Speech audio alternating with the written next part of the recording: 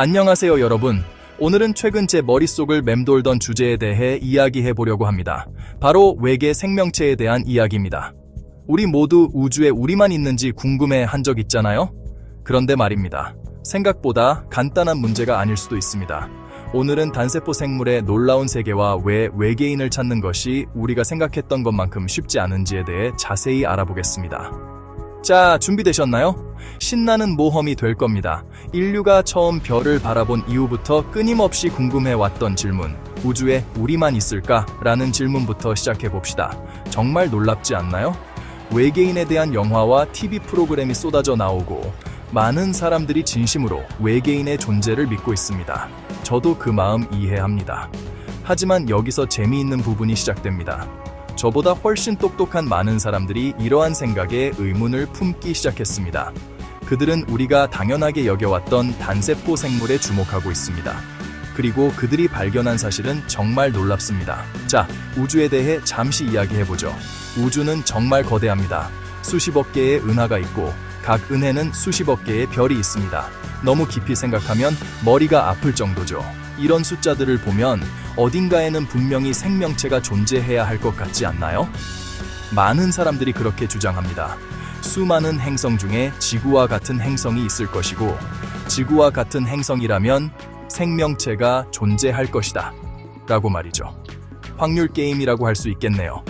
결국 숫자의 문제라는 거죠. 자, 여기서부터 정말 놀라운 이야기가 시작됩니다. 우리는 항상 단세포 생물을 단순하고 원시적인 존재로 생각해왔습니다. 진화의 사다리 맨 아래에 있는 것처럼 말이죠. 하지만 우리는 완전히 틀렸습니다. 이 작은 생명체들은 마치 작은 슈퍼컴퓨터와 같습니다. 정말 놀라울 정도로 복잡합니다. 생각해보세요. 이 단일 세포들은 스스로 에너지를 만들고 환경에 반응하고 심지어 자기 자신을 복제하기까지 합니다. 정말 대단하지 않나요? 과학자들이 더 자세히 연구할수록 이 생명체들이 얼마나 정교하고 복잡한지 깨닫게 됩니다. 자, 또 한 가지 생각해 볼 점이 있습니다. 우리가 아는 생명체가 존재하려면 조건이 딱 맞아야 합니다. 적절한 양의 물, 적절한 온도, 적절한 화학적 환경, 마치 우주의 금덩어리 같은 구역, 골디락스 존이죠. 이 모든 기준에 맞는 행성을 찾더라도 모든 생명의 구성 요소들이 마치 김치 담그듯 정확히 알맞은 방식으로 결합되어야 합니다. 김치 재료처럼 말이죠. 제대로 된 김치를 담그려면 모든 재료의 조화가 중요하잖아요. 그래서 결론적으로 우리는 어떤 상황일까요? 제 말은 다른 곳에 생명체가 없다는 뜻이 아닙니다. 우주는 거대하고 신기한 곳이며 우리는 늘 새로운 것을 배우고 있습니다.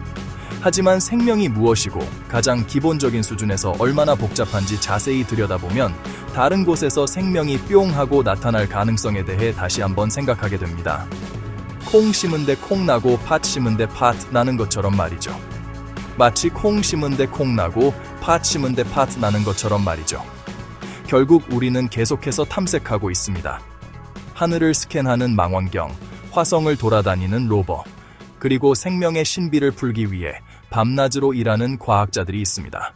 어쩌면 우리가 알고 있다고 생각하는 모든 것을 바꿀 무언가를 찾을 수도 있습니다.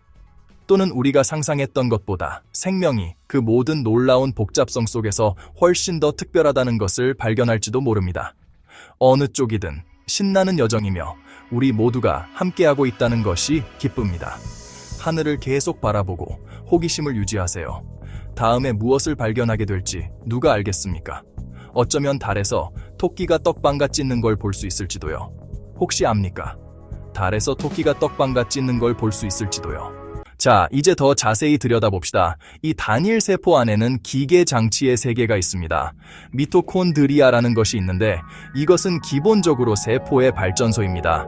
그리고 소포체, 골지체, 핵도 있죠. 마치 그 안에 작은 도시가 있는 것 같아요.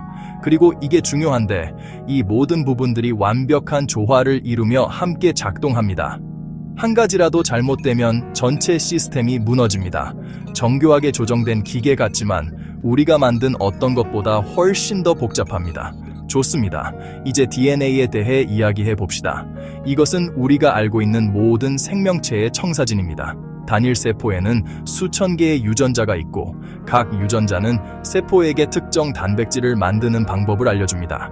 그리고 이 단백질들이 세포에서 일어나는 모든 일을 제어합니다. 그런데 정말 놀라운 점은 이 DNA가 자기 자신을 복제할 수 있다는 겁니다. 잠깐 생각해 보세요. 자기 자신의 복사본을 만들 수 있는 분자라니요. 마치 공상과학 영화에나 나올 법한 이야기 아닌가요? 그리고 우리는 이것이 우연히 일어났다고 믿어야 한다고요? 정말 받아들이기 힘든 이야기입니다. 자, 이제 문제의 핵심에 도달했습니다. 이 모든 복잡성이 우연히 모일 확률은 얼마나 될까요? 우주의 광대함을 고려하더라도 우리는 정말 낮은 확률에 대해 이야기하고 있습니다. 마치 토네이도가 폐차장을 휩쓸고 지나가면서 완전히 기능하는 747 비행기를 조립하는 것을 기대하는 것과 같습니다. 그리고 기억하세요. 우리는 단순히 한두 가지가 완벽하게 맞아떨어지는 것에 대해 이야기하는 게 아닙니다. 수천 가지의 복잡한 과정들이 모두 완벽한 조화를 이루며 작동하는 것에 대해 이야기하고 있습니다. 가장 단순한 생명체가 얼마나 복잡한지 더 많이 알수록 수십억 년이 주어진다 해도 그것이 무작위로 나타날 수 있다는 것이 더욱 불가능해 보입니다. 자, 환원 불가능한 복잡성이라는 개념이 있습니다. 복잡한 용어지만 기본적으로 일부 생물학적 시스템은 너무 복잡해서 단일 부분을 제거하면 전체가 작동을 멈춘다는 뜻입니다. 바퀴가 없는 자동차를 운전하려고 하는 것과 같습니다. 그냥 작동하지 않습니다. 이 아이디어는 생명이 자연적으로 진화했을 수 있다는 생각에 큰 문제를 제기합니다. 모든 부분이 시스템이 기능하는 데 필요하다면 어떻게 그것이 조각조각 모여들 수 있었을까요? 이는 많은 과학자들을 고민하게 만드는 질문입니다. 이것은 정말 많은 과학자들의 머리를 아프게 하는 문제입니다. 또 한 가지 고려해야 할 점이 있습니다. 우리가 알고 있는 생명체가 존재하려면 조건이 딱 맞아야 합니다. 적절한 양의 물, 적절한 온도, 적절한 화학적 환경, 마치 우주의 골디락스 존과 같습니다. 그리고 이 모든 기준에 맞는 행성을 찾더라도 모든 생명의 구성 요소들이 정확히 알맞은 방식으로 결합되어야 합니다.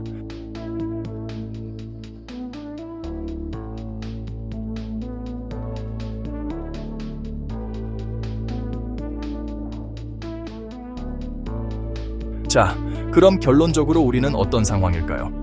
제 말은 다른 곳에 생명체가 없다는 뜻이 아닙니다. 우주는 거대하고 신기한 곳이며 우리는 늘 새로운 것을 배우고 있습니다. 하지만 생명이 무엇이고 가장 기본적인 수준에서 얼마나 복잡한지 자세히 들여다보면 다른 곳에서 생명이 갑자기 나타날 가능성에 대해 다시 한번 생각하게 됩니다.